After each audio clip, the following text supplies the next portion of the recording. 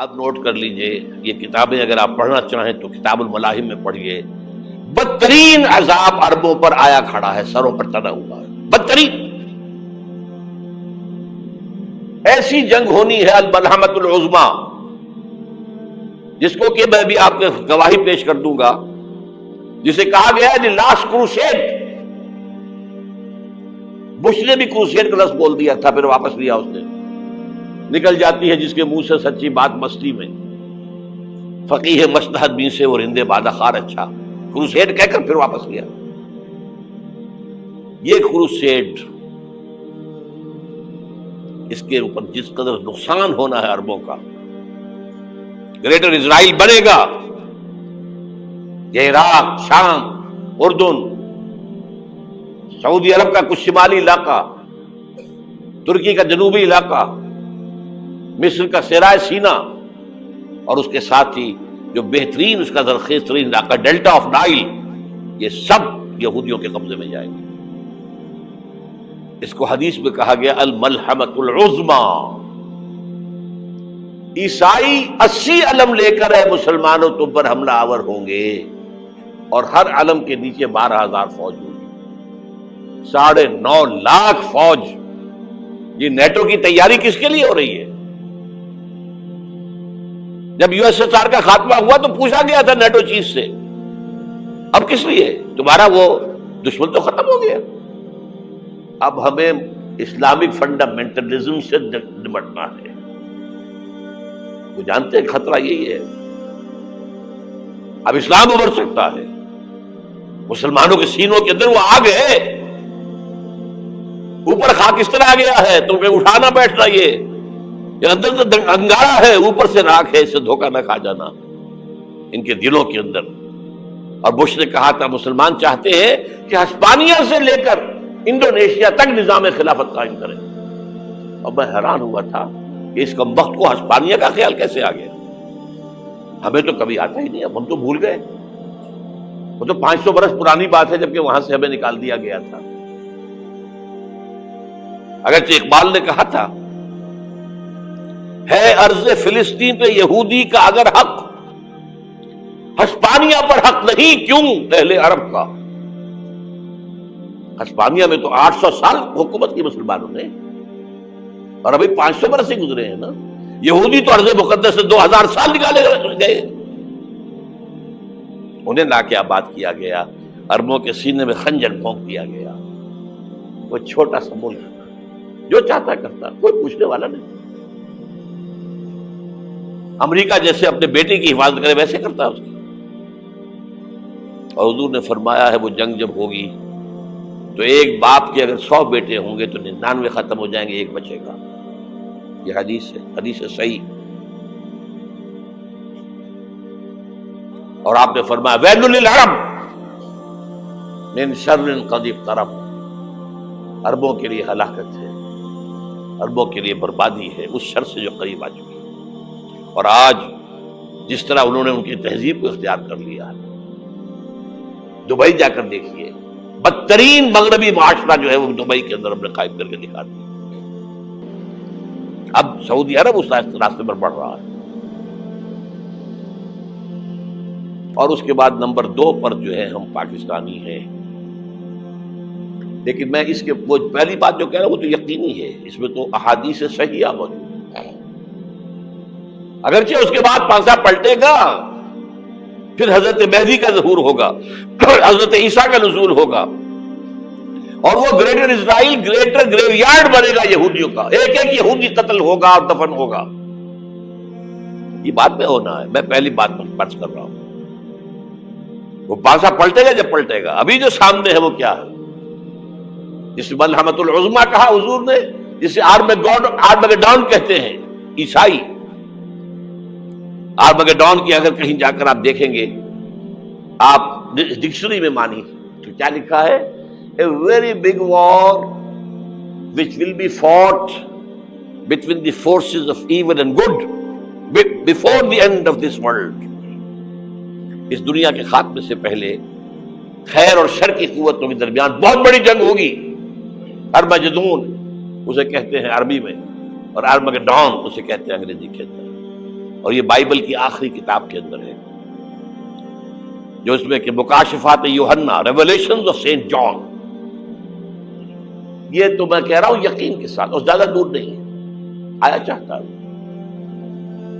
اس لیے کہ یہودیوں کا اور عیسائی جو کنزرویٹوز ہیں، نیو کنزرویٹوز، ان کا 5 نکاتی ایجنڈا ہے متفق علیہ، جس کے تحت کہ یہ جنگ صلیبی شروع کی گئی ہے. وہ سن لیجئے آپ. آرمیگیڈون نمبر 1، گریٹر اسرائیل قائم ہو جانا اس کے نتیجے میں نمبر 2، مسجد اقصی اور قبۃ الصخرہ کو گرانا نمبر 3،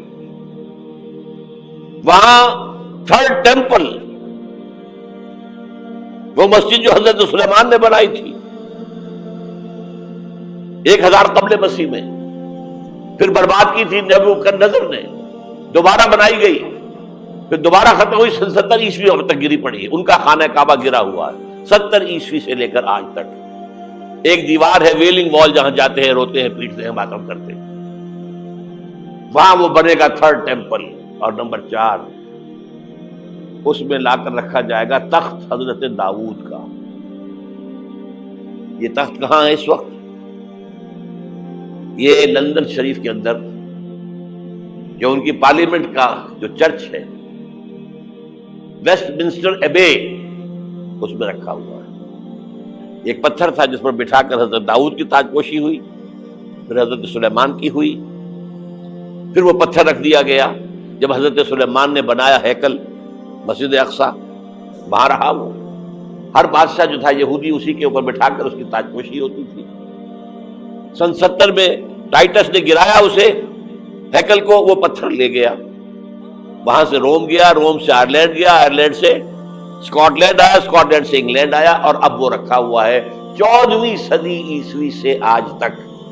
وہ ویسٹ منسٹر ایبے میں رکھا ہوا، ایک کرسی کی سیٹ میں اسے بنا دیا گیا ہے تخت کی شکل میں. اب انگریزوں میں کوئی ملکہ ہو، کوئی بادشاہ ہو جس کی بھی تاج پوشی ہونی اس میں ہو، یہ لا کر رکھا جائے گا تھرڈ ٹیمپل میں. اور اس پر یہودیوں کے خیال کے مطابق ان کا مسیحا آئے گا جو مسیح دجال ہوگا.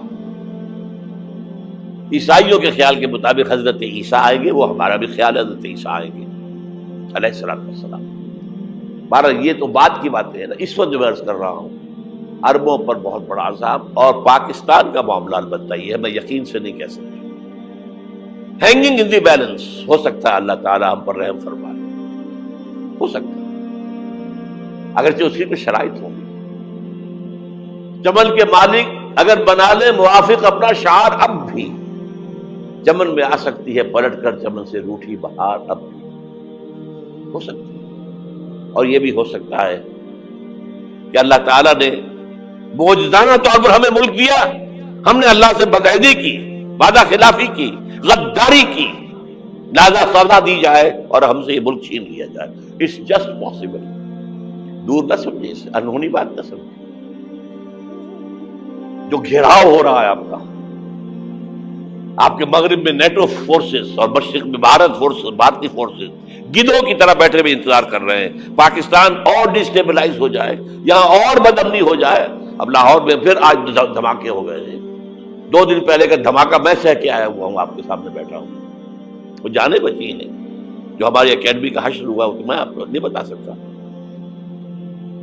یہ سارا کیوں ہو رہا ہے؟ تاکہ یہاں بدامنی ہو جائے اور ہمیں جواز مل جائے. مغرب سے نیٹو فورسز داخل ہو جائیں، مشرق سے بھارتی فورسز آ جائیں، اور ہمارے ایٹمی دانت توڑ کر اور پھر ہمیں بھارت کے سامنے ڈال دیا جائے. نو ڈو ایز یو لائک. یہ ان کا نقشہ ہے. ہوگا کیا وہ اللہ جانتا ہے. ہوگا وہ جو اللہ چاہے. لیکن اللہ کا چاہنا جو ہے وہ کس پر منحصر ہے؟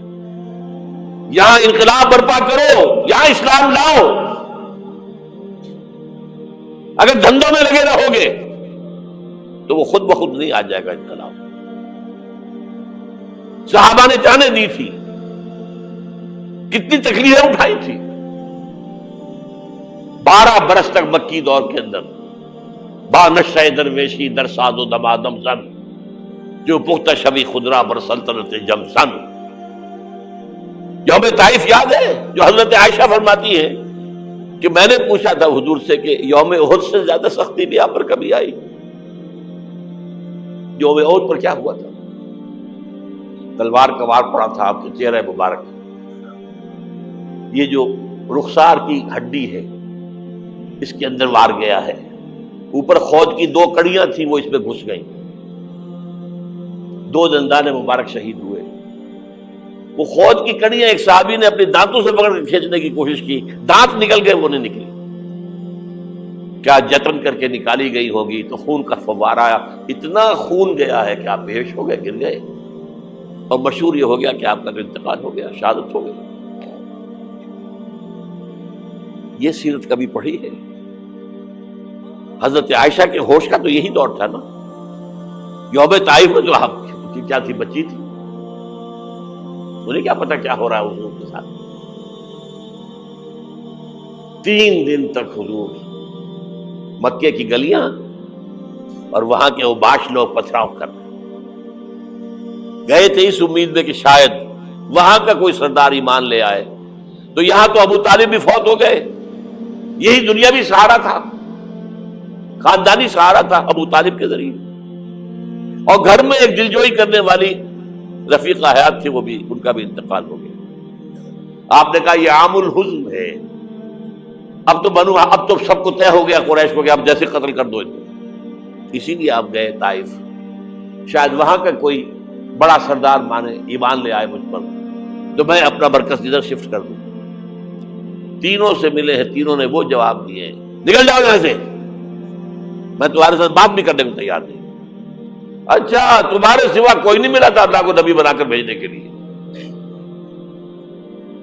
دیکھو جاؤ، میں بات نہیں کرنا چاہتا، ہو سکتا ہے میں بے عزتی کر بیٹھوں، واقعی تم اللہ کے نبی ہو تو میں مارا جاؤں گا، جاؤ جاؤ جاؤ۔ یہ سلوک محبت کے ساتھ ہوا ہے۔ اور پھر چھوکروں کو، اسٹریٹ ارچنز جنہیں آپ کہتے ہیں، اشارہ کیا تھا، خبر لو ان کی، پتھراؤ ہو رہا ہے، ساتھ کوئی ہے ہی نہیں، ایک آدمی صرف، زید ابن حارثہ۔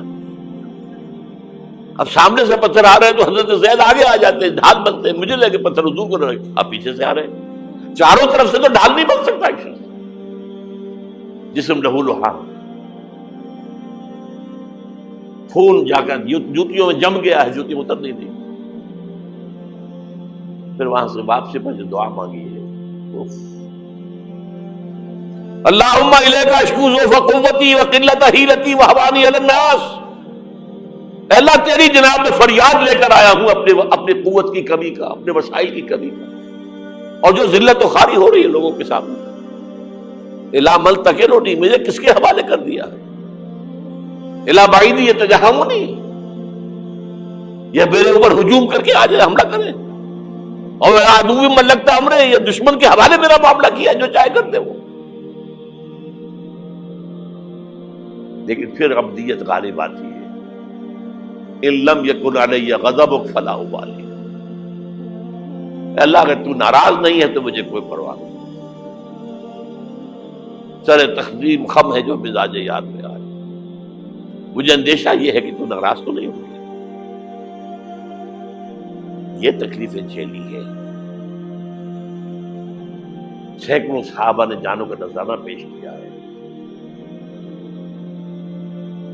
احزاب کی جنگ میں فاقوں پر فاقے ہو رہے تھے، اور ان فاقوں کی حالت میں خندق کھودنے کا حکم ملا ہے، لوگوں کی کمریں دوہری ہو رہی ہیں، پتھر باندھے ہیں اپنے پیٹوں سے، اپنی چادروں کے ساتھ کس کر کمر دوہری نہ ہو جائے، اور جب صحابہ کدالیں چلا رہے ہیں تو کیا کہہ رہے ہیں، نحن الذین بایعوا محمدا علی الجہاد ما بقینا ابدا، اللہم لا عیش الا عیش الاخرہ۔ صحابہ کہتے تھے ہم وہ لوگ ہیں جنہوں نے محمد سے بیعت کی ہے کہ جہاد کرتے رہیں گے جب تک جان میں جان نکل جائے تو بات اور، جان ہے، چاہے ابھی بھوک سے کمر دوڑی ہوئی جا رہی، جان تو ہے۔ اور ایک دفعہ کہتے تھے اللہم لا عیش الا عیش الاخرہ، اللہ عیش، زندگی تو آخرت کی زندگی ہے۔ اور حضور فرماتے تھے، حضور کے بیٹھے ہوئے نہیں تھے گاؤں تکیہ لگا کر، پتھر اٹھا کر خندق میں سے لے جا کر باہر پھینک رہے تھے، جب صحابہ کہتے ہیں اللہم لا عیش الا عیش الاخرہ، حضور فرما رہے ہیں فاغفر للانصار والمہاجرہ، اے اللہ ان انصار اور مہاجرین کی مغفرت فرما دو۔ پھر حضور کی خدمت میں کچھ لوگ آئے، حضور اب یہ فاقہ ناقابل برداشت ہو گیا، دیکھیے ہم نے یہ پتھر باندھے ہوئے اپنے پیٹ کے ساتھ۔ حضور نے کرتا اٹھا کر دکھایا، وہاں 2 پتھر باندھے ہوئے۔ یہ ہے سیرت النبی۔ آپ کس چیز کو سیرت النبی سمجھتے ہیں؟ بہرحال اس موضوع پر میری ایک کتاب ہے منہج انقلاب نبوی، کہ انقلاب کیسے آیا تھا۔ اگر دل میں ذرا بھی آرزو پیدا ہو گئی ہو کہ اللہ قبول کر لے مجھے بھی، مجھے قبول کر لے اس کا،